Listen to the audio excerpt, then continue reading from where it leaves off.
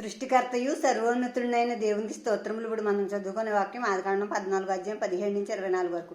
అతడు కదల్లోయమేరును అతనితో కూడా ఉన్న రాజులను ఓడించి తిరిగి వచ్చినప్పుడు సొదొమ రాజు అతన్ని ఎదుర్కొనుటకు రాజు లోయను షావే లోయ మట్టుకు బయలుదేరి వచ్చెను. మరి షాలెం రాజు అయిన మెల్కీసెదెకు రొట్టెను ద్రాక్షారసమును తీసుకుని వచ్చెను. అతడు సర్వోన్నతుడు దేవునికి యాజకుడు.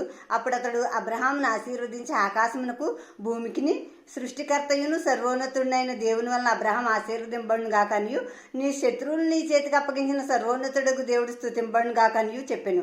అప్పుడు అతడు అన్నిటిలో ఇతనికి 10వ వంతు ఇచ్చెను. సొదొమ రాజు మనుషులు నాకు ఇచ్చి ఆస్తిని నీవే తీసుకొనమని అబ్రహాంతో చెప్పగా అబ్రహాం నేనే అబ్రహాం ధనవంతునిగా చేసేతనని నువ్వు చెప్పకున్నట్లు ఒక నూలు పోగైనను చెప్పుల వారినైనాను నీ వాటిలో ఏదైనా తీసుకొనని ఆకాశమునకు భూమికిని సృష్టికర్తయును సర్వోన్నతుడును దేవుడినైన యెహోవా ఎదుట నా చెయ్యెత్తి ప్రమాణం చేసి ఉన్నాను.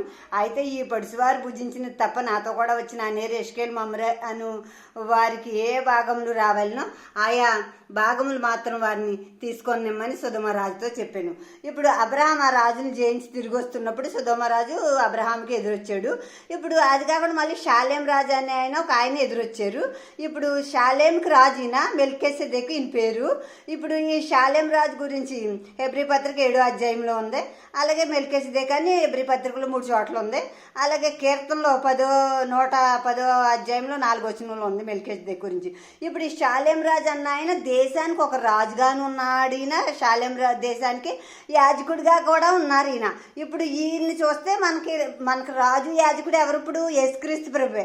కనుక రాజు యాజకుడైన యేసుక్రీస్తు ప్రభువుకి ముందుగా ఈయన ఒక సూచనగా మనకి కనబడుతున్నారు ఇక్కడ.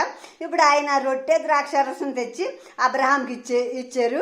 ఇచ్చి దేవుని నామంలో అబ్రహాంని ఆశీర్వదించి దేవుని నామాన్ని స్తుతిస్తున్నారు ఈ షాలేం రాజు గారు.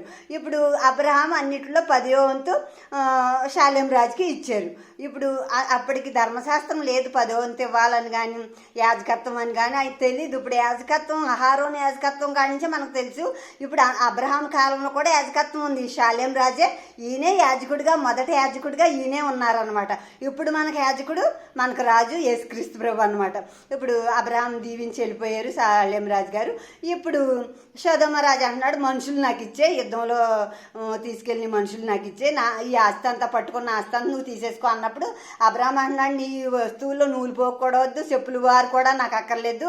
ఇగో నాతో కూడా యుద్ధానికి వచ్చిన వీరికి ఏ భాగాలు రావాలో ఆ భాగాలు ఇయ్యే, వారికి ఇవ్వాల్సిన ఇచ్చే, నీది నాకు అక్కర్లేదు, నువ్వే నన్ను ధనవంతుడిని చేసేవని చెప్పుకునేలాగా నీది నాకు అక్కర్లేదు, దేవుడే నన్ను ధనవంతుడిని చేశారు, దేవుడే నన్ను ఇంకా గొప్ప చేయాలి కానీ నీ ఆస్తులు నీ నాకు అక్కర్లేదు అని రోషంతో అక్కడ ఇచ్చేదాన్ని తిరస్కరించాడు ఆమె.